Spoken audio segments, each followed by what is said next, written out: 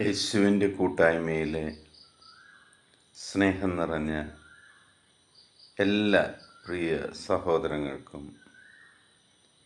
ദൈവാനുഗ്രഹം നിറഞ്ഞ ദൈവപരിപാലന നിറഞ്ഞ ഒരു ദിവസം ആശംസിക്കുന്നു.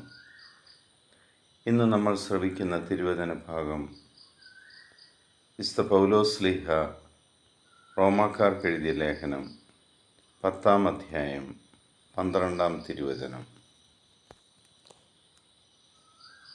യഹൂദനും ഗ്രീക്കുകാരനും തമ്മിൽ വ്യത്യാസമില്ല,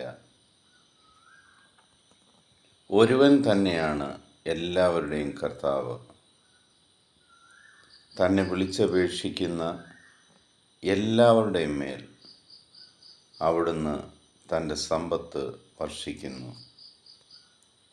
എന്തെന്നാൽ കർത്താവിൻ്റെ നാമം വിളിച്ചപേക്ഷിക്കുന്ന എല്ലാവരും രക്ഷ പ്രാപിക്കും.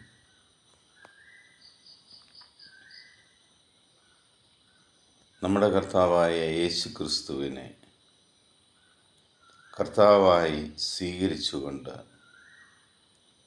ആരെല്ലാം യേശുവിൻ്റെ നാമത്തിൽ പ്രാർത്ഥിച്ചാലും അപേക്ഷിച്ചാലും അവർക്കെല്ലാം കർത്താവായ യേശു ക്രിസ്തു തൻ്റെ കയ്യിലുള്ള സമ്പത്ത് അവർക്കെല്ലാം പങ്കുവയ്ക്കും എന്ന് വിശുദ്ധ പൗലോസ് ശ്ലീഹ വഴി ദൈവം നമ്മളോട് സംസാരിക്കുന്നു. ആ കർത്താവിൻ്റെ നാമം വിളിച്ചപേക്ഷിക്കുന്ന ഏതൊരുവനും രക്ഷ പ്രാപിക്കുകയും ചെയ്യും.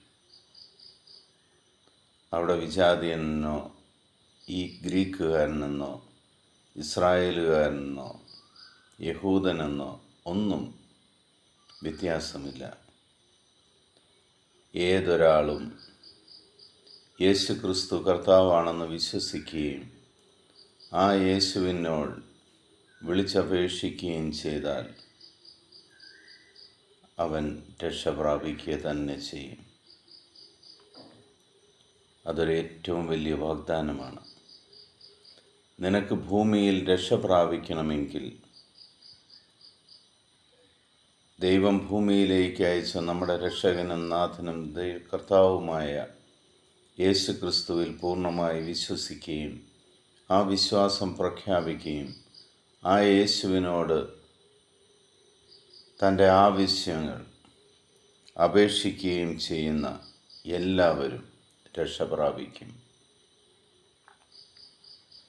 ആ യേശു ക്രിസ്തു തൻ്റെ കയ്യിലുള്ള സമ്പത്ത് എല്ലാവർക്കും പങ്കുവയ്ക്കുകയും ചെയ്യും.